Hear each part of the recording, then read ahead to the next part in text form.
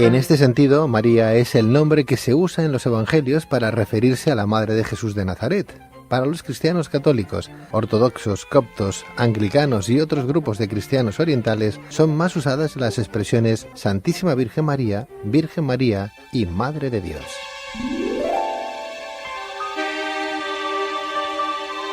Y es que para los católicos y ortodoxos María es aquella mujer que tiene el privilegio de ser la Madre de Jesús, por lo que se le da el título de Madre de Dios. Pero, ¿cómo vivió María la anunciación de que sería la Madre del Salvador? ¿Cuáles fueron las vicisitudes que tuvo que pasar junto a José hasta dar a luz en el pesebre? ¿Qué se sabe sobre la anunciación de la Buenaventura a los pastores o de la Buena Nueva? ¿Cuál es el sentido de la Natividad para la fe católica? Para responder a estas y otras cuestiones tenemos con nosotros al padre Ferran Colás Peiró, padre superior del Oratorio de San Felipe Neri de Gracia en Barcelona.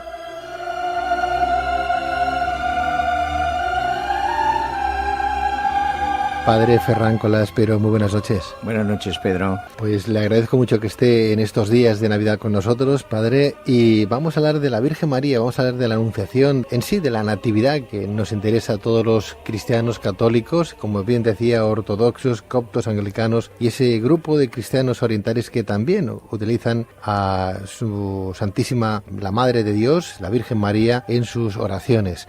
Padre, para empezar, y gracias a los escritos apócrifos que usted bien conoce, sabemos que los padres de María se llamaban Joaquín y Ana. Asimismo, el primer evangelio que nombra a María es el de San Marcos, pero es en el de San Lucas donde se da una información más detallada sobre su vida. En este sentido, quizá el capítulo más importante de su vida es el de la Anunciación por parte del arcángel Gabriel, de que va a ser madre de Jesús, ¿no, padre? Es uno de los importantes, ciertamente. Es donde empieza a descubrirse el plan de Dios para la salvación de la humanidad. En el momento de la concepción, María estaba prometida a José de Nazaret. ¿Cómo se llegó a enterar José de que su futura esposa estaba embarazada? Entiendo yo que la reacción de él sería fuera de contexto. Bueno, lo explica el mismo Evangelio. Es decir, José, que estaba prometido. Hay que decir que los novios en aquel tiempo no era como ahora. Entonces esa promesa no necesariamente la obligaba a una convivencia con María, pero sí que en un primer momento, cuando él se enteró de que María estaba embarazada, él lo primero que pensó era deshacer el acuerdo matrimonial y rehacer su vida por otro lado.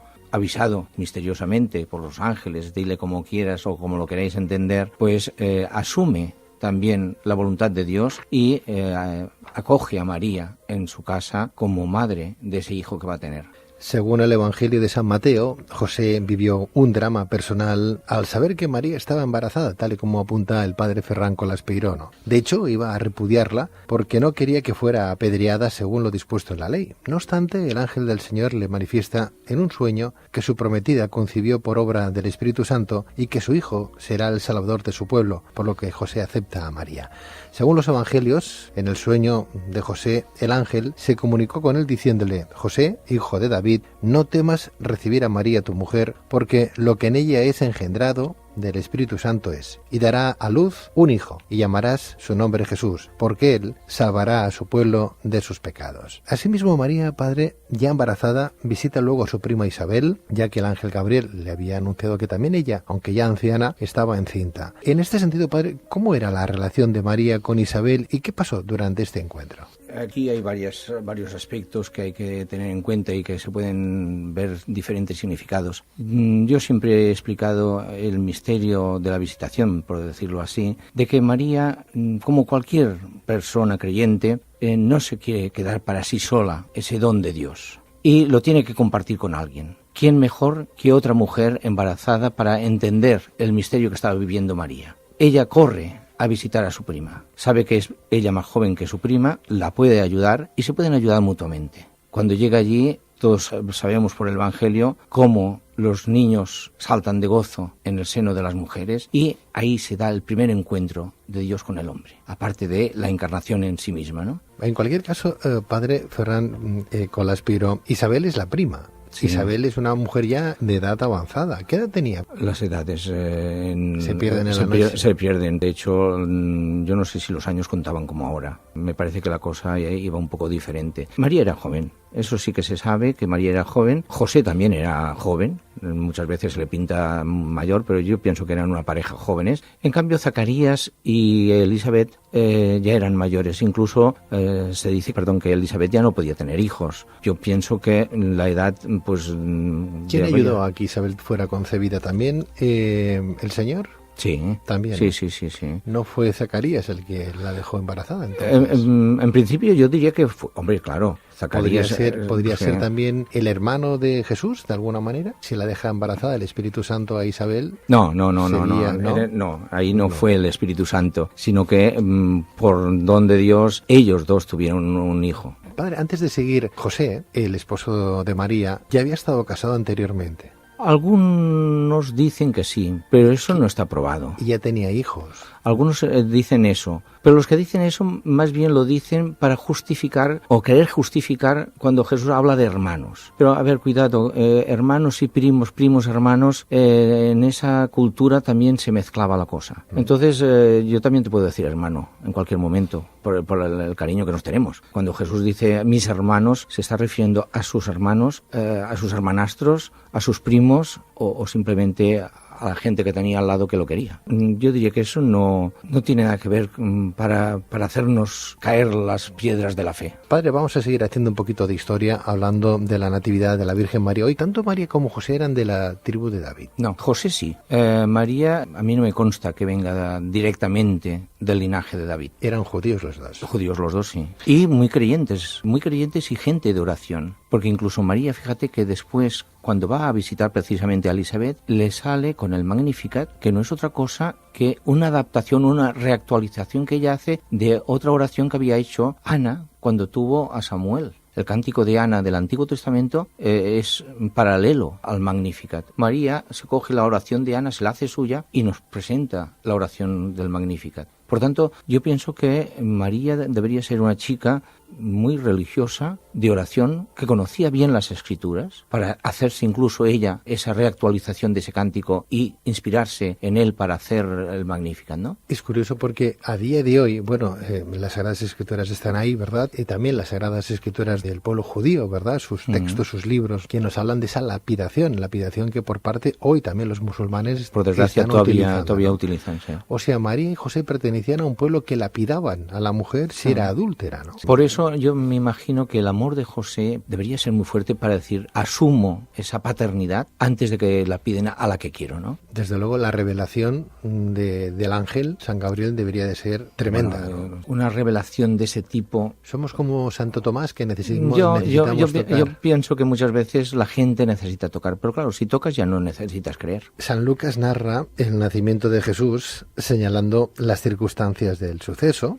En este sentido, y debido a un edicto de César Augusto, que ordenó un censo, José y María viajan desde Nazaret a Belén, en Judea. Es precisamente en la ciudad de Belén donde María tiene fuertes dolores y en el que José encuentra serias dificultades para encontrar un hospedaje digno para pasar la noche. Sí, eso también podría ser muy actual. Sentirte rechazado, no aceptado, no encontrar un lugar. Pedro, ¿cuánta gente hay durmiendo por las calles? Y en estas noches de frío, de Navidad, sin familia, y yo pienso que no sentirse amado, sentirse rechazado debe ser muy doloroso. Si lo vives en la propia carne dices, qué mal.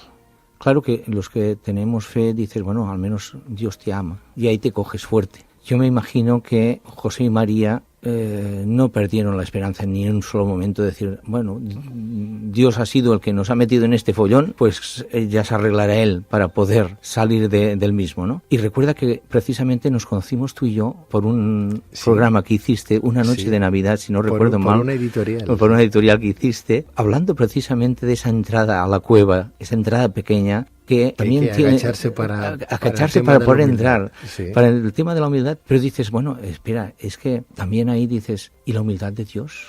Ese bajarse hasta hacerse hombre, y nos quejamos que nos tengamos que humillar nosotros para poder encontrarlo. Yo pienso que el misterio de Navidad va más allá de los detalles pequeños o grandes del Evangelio. Sería un buen momento para que cuando vayamos por la calle invitar a la gente que podamos ver en la calle en un momento determinado para que coman, al menos en Navidad. ¿Por qué no? ¿Por qué no? En nuestras casas. Si te lo aceptan, que también en ese sentido hay mucho rechazo por parte de esa gente. Hay un poco de orgullo, ¿qué es lo que hay ahí? Podría ser orgullo, ese sentirse humillado de yo no necesito ayuda. El misterio del hombre es tan grande como el de Dios casi. Es verdad que Lucas en su Evangelio da muchos más detalles sobre el nacimiento de Jesús porque al parecer obtuvo la información directamente de María. Cuando era pequeño incluso me explicaban que Lucas era el médico y que era el médico que atendió a María. Yo, la verdad, ahí ya me pierdo. Yo diría que no. Los informes que tenía Lucas del misterio del nacimiento, yo me imagino que le llegaron a posteriori. Él para escribir el Evangelio se inspira en la fuente Q, se inspira en Marcos y en algunas cosas propias de él, pero San Lucas, por edades, si es compañero de Pablo. Hay que decir que en las comunidades Marcos, Lucas, Juan, de los 4 evangelistas son comunidades a posteriori de la época de Jesús. Ninguno de ellos llegó a conocer a Jesús de Nazaret en sí. Claro. Entonces yo diría que, a ver, por muchos detalles que conozca o que le puedan haber llegado de una primera mano o de una forma u otra, yo pienso que también hay mucho cuento para significar lo que hay detrás de ese cuento. Padre, no obstante, si ninguno de los evangelistas llegó a conocer a Jesús, porque fueron las comunidades los que conocieron, o sea, de alguna manera los que escribieron, cuando dice Jesús, que cuando está en la cruz, ahí tienes mujer, ahí tienes a tu hijo. Cuidado, los evangelistas no conocieron a Jesús, pero sí que les llega, la misma fuente que son dichos de Jesús. Sí que les llega material de primera mano de frases dichas por Jesús o de hechos de Jesús. Y entonces ahí sí que ellos con ese material sí que pueden redactar un evangelio como si estuvieran en primera línea. Después de que José buscara un lugar para pasar la noche sin obtener éxito en su empeño, ¿quién les facilitó ese humilde pesebre para que María pudiera dar a luz? Yo es que no sé si se les facilitó o entraron de ocupas. ¿Era un pesebre? ¿Qué era? ¿Verdaderamente era un pesebre o es algo que ha trascendido y no se sabe? Eso ha sido la tradición. Siempre han dicho que era un pesebre de una de las casas. Otros, pues más figurativamente, dicen que una cueva. Yo personalmente no he estado nunca allí, no te lo puedo decir. Y me parece que la imagen que tienes cuando vas allí, al menos por lo que me han explicado, es muy diferente de lo que nosotros imaginamos y de lo que nosotros representamos en los pesebres estas noches. Porque el nacimiento aparece en algún sitio, ¿no? O sea, lo que sería la cueva en sí se puede visitar a día de hoy. Sí, ya digo, yo no he estado allí, pero dicen que sí, que es el sitio donde nació. Entonces yo supongo que la tradición sí que ha ido reconociendo ese lugar, pero claro, muy diferente de lo que era. Cuando yo he visto fotografías de eso, se parece todo menos un pesebre. Hay y en principio lámparas, hay estrellas, hay no sé cuántas cosas allí, mármoles. En principio estaba a las afueras también, ¿no? Claro. El buey y la mula no forman parte del decorado descrito por Lucas, sino que la tradición los incorporó más tarde a partir de los evangelios apócrifos. Yo diría que sí, es lo que estábamos diciendo antes, ¿no? Cómo dar calidez a esa familia que se mete en esa cueva, ¿no? Pues entonces los apócrifos, que son muy de detallitos, pues es posible que decir, bueno, pues una manera de dar calor ahí, ponemos 2 animales que con el aliento pues puedan dar calor en ese lugar, ¿no? Padre Ferran, ¿cuáles fueron las circunstancias en que la Virgen dio a luz al niño Jesús? Porque hay muchos biblistas que defienden que en realidad Jesús nació en Nazaret y no en Belén. Yo ahí ya no entraría en polémica ni en detalle. ¿Para qué tocar la tradición y la ilusión incluso de los niños? Hablemos de los ángeles y los pastores. Padre, ¿cómo explican los evangelios la aparición del ángel a los pastores anunciándoles el nacimiento de Jesús? No, la aparición, se dieron unos cánticos, no me imagino yo qué es lo que vieron, es decir, a ver, tampoco me imagino yo al ángel Gabriel delante de María, ¿no? Es decir, a ver, ¿se te aparece una luz? ¿Se te aparece? ¿Qué es lo que se te aparece? No lo sé. Los pastores sí que recibieron ese mensaje divino para que fueran a comprobar qué es lo que estaba pasando, ¿no? Yo me imagino que les llegó la noticia y salieron corriendo a comprobar eso que el ángel o el mensajero les había dicho, ¿no? Según los evangelios, leo textualmente, dice algo así como: y he aquí se les presentó a los pastores un ángel del Señor y su gloria los rodeó de resplandor y tuvieron gran temor. Pero el ángel les dijo: no temáis, porque he aquí os doy nuevas de gran gozo, que será para todo el pueblo. Os ha nacido hoy en la ciudad de David un Salvador, que es Cristo el Señor. Hallaréis al niño envuelto en pañales, acostado en un pesebre. Y en ese momento, repentinamente, apareció con el ángel una multitud de las huestes celestiales que alababan a Dios y decían: gloria a Dios en las alturas, y en la tierra paz, buena voluntad para con los hombres. Asimismo, los pastores, al llegar al pesebre, padre, para ver al niño, contaron a José y María lo que les había anunciado el ángel, ¿no? Sí, según el Evangelio, sí. Incluso yo diría que para comprobarlo, supongo que les contaron eso. Ahora, fíjate, del texto que acabas de leer, yo subrayaría algunos detalles. Por ejemplo, no tengáis miedo. La intervención de Dios en el hombre siempre es ese: no tengáis miedo. Es lo que le dice también el ángel a María. Es lo que continuamente va diciendo Jesús a lo largo de su vida: no tengáis miedo. ¿Cómo vamos a tener miedo de un Padre que te ama? Por otro lado, lo que decíamos antes de ese bajarse Dios y hacerse hombre. ¿Cuáles son los señales? Un niño, una cosa, yo no diría insignificante ciertamente, pero una cosa débil, una cosa envuelta en pañales y metida en un pesebre. ¿Hay algún Dios que se pueda bajar tanto? Asimismo, la conocida como estrella de Belén fue el supuesto astro que guió a los Reyes Magos al lugar del nacimiento de Jesucristo, pero según la tradición, la estrella también fue vista por pastores o los habitantes de la zona. Bueno, sobre la estrella hay muchas teorías, que si era un cometa. Yo ahí también pienso que hemos de ir a lo que puede significar, que es la luz de la fe. Es decir, si ves la estrella, tienes alegría. Incluso lo dice el Evangelio. Cuando volvieron a ver la estrella, tuvieron una gran alegría de encontrar la estrella precisamente donde estaba el niño. Hubo un momento que se les desapareció. Las dudas de fe en algún momento te hacen perder esa estrella, te hacen perder esa luz. Según los Evangelios, ¿cómo vivió María toda esa experiencia, padre? Bueno, según el Evangelio, María guardaba todo lo que iba viviendo en su corazón.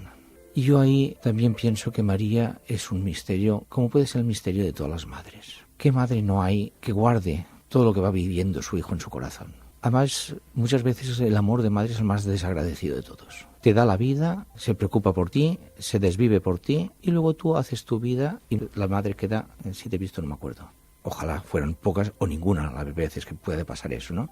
María asumió la voluntad de Dios ya desde buen principio con su sí, y ese sí lo fue manteniendo junto con su hijo hasta el final, donde Jesús nos da lo mejor que tiene. Ahí tienes a la madre. Entonces yo diría, María, guardando eso en su corazón, meditando todo lo que iba viviendo, debería ir descubriendo cada vez más en su interior esa voluntad de Dios. Por eso pudo asumir el sí definitivo de la cruz. Qué duro, porque ahora le preguntamos a cualquier madre que haya perdido a su hijo de 2, 3, 5, ya no te digo de más edad, en un accidente, eso cuesta superar. Cuesta superar. Y aunque no sea un accidente, aunque sea una enfermedad, cuesta de superar. ¿Quién instruyó más a Jesús, José o María? Yo me imagino que debería ser una familia normal y corriente, cada uno en el papel que le tocaba. Hay que tener en cuenta también, ojo, el papel de la mujer en aquella sociedad. Cuidado, ¿qué papel tenía María? Jesús precisamente es uno de los que pone la mujer en su sitio. Y eso la Iglesia Católica lo continúa poniendo, a pesar de las críticas que puedan haber. Pero antes decíamos, por ejemplo, que María era una mujer de fe, una mujer de oración. Estoy segurísimo que enseñó a rezar a su hijo. José enseñó el oficio a su hijo. Le enseñaron de letras, seguro. Si llegó a ser rabino, le decían maestro. Y leía en la sinagoga. Por tanto, la instrucción que pudo recibir de pequeño, como cualquier crío en una familia normal, debería ser lo normal del tiempo. Dices uno u otro. Yo diría que los dos, cada uno en su papel. ¿Cuál es el sentido de la natividad para la fe católica, padre? Yo para mí diría que es precisamente lo que hemos estado repitiendo toda la noche, ese Dios que se hace hombre para la salvación de los hombres, para que el hombre pueda volver a Dios. Dios baja para que el hombre suba. La natividad es, por antonomasia, la conmemoración del nacimiento de Jesús en Belén de Judá. Es celebrada por la Iglesia Católica en la noche del 24 al 25 de diciembre. En Occidente empezó a conmemorarse a mediados del siglo IV. La primera vez que se celebró en Constantinopla fue en el año 379 y el acontecimiento está narrado en el Nuevo Testamento por 2 evangelistas. Padre, ¿qué símbolos podemos encontrar en los pesebres tradicionales? Yo me imagino que los típicos de la tradición que se han ido haciendo desde que San Francisco hizo su primer pesebre viviente. Entonces, yo me imagino que los símbolos también cada uno se los hace. ¿Qué época era la de San Francisco? San Francisco, estamos hablando del siglo XIII, XII. Fue el primer pesebrista. Sí, por decirlo de alguna manera, sí. Entonces, símbolos. Mira, el otro día me encontré una cosa muy bonita también, no recuerdo dónde lo leí. Un niño que estaba haciendo el pesebre en una noche como la de hoy, o ayer, para tenerla ya la noche de Navidad, y tenía todo, pero le faltaba precisamente lo fundamental en aquel pesebre, que era el niño José y María. Y, hablando de símbolos que me estabas preguntando, ¿qué se le ocurrió hacer? Recortó un corazón en una cartulina y puso sí. Y ese fue el símbolo que representaba a José, María y Jesús. Sí. Sí, en un corazón. Entonces, un pesebre actual, ¿qué símbolo tiene? Vamos a poner el del amor. Y a decir sí a ese amor a Dios y a ese amor de Dios. Hablemos de la fecha de la Natividad, de Navidad, porque la fecha del 25 de diciembre fue adoptada como la fecha de la Navidad por el monje Dionisio Exiguos, monje erudito y matemático del siglo VI, a quien el canciller papal Bonifacio pidió que encontrara un sistema para calcular la fecha de la Pascua. No obstante, no se sabe cómo Dionisio la calculó, padre. Es curioso, ¿no? Bueno, yo me imagino que la fecha la hizo coincidir más o menos con el nacimiento del sol, es decir, la fiesta del nacimiento de los romanos. Ah, eso es. Alguna vez ya lo hemos hablado también, que muchas fiestas paganas se han cristianizado, ¿no? Entonces yo pienso ¿Podríamos pensar que Jesús en verdad nacería en un abril? ¿Por qué no? ¿Y qué más da? ¿Y qué más da? También fíjate, además el calendario es muy curioso, fíjate que del 25 de marzo, que es la Anunciación, la Encarnación, al 25 de diciembre hay 9 meses. Dices, bueno, el calendario está hecho a nuestra medida también, ¿no? Entonces yo diría que ¿qué más da una fecha que otra? Vamos a hablar de esas representaciones artísticas del nacimiento, esos pequeños ítems, por ejemplo, para ir recordando. Las escenas del nacimiento de Jesús fueron cambiando a través de los siglos y conforme a las costumbres y modas impuestas por los propios artistas, ahí estamos de acuerdo. Durante la Edad Media, lo más común es la representación de María tendida en su lecho con el niño a su lado, envuelto en refajos. En el siglo XIII, Jesús reposa en el pesebre y hay un intercambio de miradas entre la madre y el hijo. Poco a poco fueron cambiando esas formas. Cada época representa, según su sentir y su vivir, el nacimiento, y no solamente el nacimiento, sino incluso la misma figura de Cristo. Yo recuerdo cuando éramos más jóvenes y estábamos estudiando en la facultad, por ejemplo, que al Cristo nos lo presentaban como revolucionario, con melenas y etcétera, y barba, ¿no? Cada vez, según la época, ha ido figurando de una manera o de otra. Yo he llegado a escuchar que Jesús fue el primer anarquista de la historia. Imagínate. Bueno, hasta cierto punto, ¿por qué no? No iba mal encaminado tampoco, el que lo dijo. Tienes un ejemplo incluso en ese canto a la belleza y al arte, fíjate, la Sagrada Familia. Antes los retablos estaban dentro de la iglesia, ahora la gente no entra a la iglesia, pero los retablos Gaudí los pone fuera. El retablo del nacimiento, de la fachada del nacimiento, es algo espectacular. Pasa el tiempo y el retablo de la Pasión es más que espectacular, además con todos sus detalles y significados. Entonces dices, a ver, en el arte la cuestión es todo lo que va significando el misterio de Dios, más que no únicamente la figura en sí misma, ¿no? El mismo pesebre. A Catalunya tenim una figureta que és tradicional, que és el caganer. Sí, que algunos lo ponen, algunos no lo ponen, pero actualmente hay caganés de todos los personajes públicos habidos y por haber. Pues es una invención que se han hecho algunos pasteleros y que se atribuye también porque, claro, poner en un pesebre un cagané, por ejemplo, haciendo sus necesidades, como que claro que todo el mundo haría esas cosas en ese momento, pero bueno, claro, también, ¿no? Está bien como símbolo de que todo el mundo es humano. Sí, por eso te digo que a lo largo de la historia las representaciones han ido variando según el sentir y el vivir del momento. En la Baja Edad Media se empieza a representar a María con su hijo en brazos. Durante los siglos XIV y XV la escena se hace más cálida y también íntima, pues se representa a María alimentando al niño. Los artistas flamencos van añadiendo detalles más o menos pintorescos, como la participación de José a la hora del baño del recién nacido. A partir del siglo XVI entran en escena los pastores adorando al niño. Los pastores ofrecen animales de granja, frutos y otros obsequios. En el siglo XVII existen abundantes retablos monumentales en que el motivo de los mismos son una descripción de la natividad y todo lo relacionado con ella. Aparece además el símbolo del cordero, que hasta ese momento no había aparecido. Sí, no, ya digo, a lo largo de la historia se han ido significando muchas maneras de representar. Yo diría que aquí en Cataluña tenemos en Cataluña universalmente, ¿no?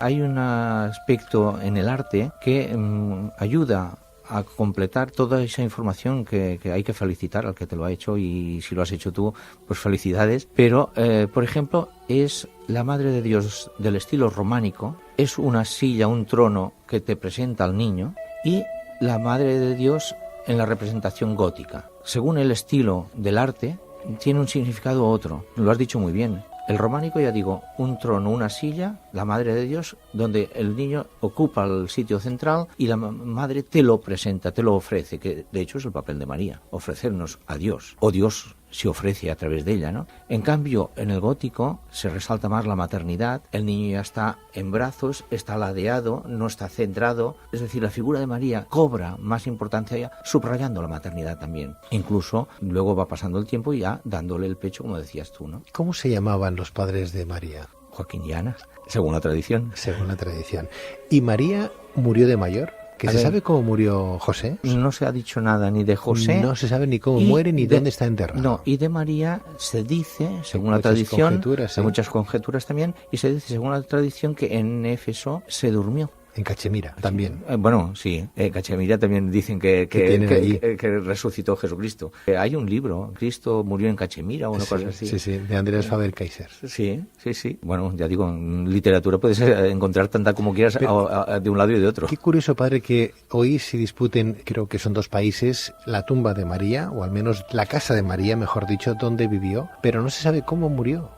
No, ya digo, según la tradición se durmió y ascendió a los cielos. En cuerpo y y ascendió alma. en cuerpo y alma a los cielos. Eso es lo que es, según la tradición. José debería hacer lo mismo, ascender a los cielos. Hombre, se supone que al cielo ha ido, ¿no? Donde esperamos llegar todos. Y yo pienso que llegaremos todos. Tampoco se sabe dónde está enterrada Isabel, ni los padres de María. Ni los padres de María, no, se desconoce totalmente. Qué pena. En cierta manera, sí, a nivel histórico, a nivel, yo diría, antropológico, si quieres incluso, pues es una pena no poderlo saber. En cambio, se sabe, o se dice la tumba de Abraham, la tumba de David, etcétera. En cambio, los personajes centrales nuestros no se sabe. Nuestra fe tiene que vacilar por culpa de no saber dónde está la tumba de uno o de otro. Padre Ferran Colaspiro, Padre Superior del Oratorio San Felipe Neri de Gracia en Barcelona, muchas gracias. Gracias a ti, Pedro. Ha sido un placer, como siempre, Padre. El placer es mío de poder participar en estas tertulias, en estas entrevistas que haces,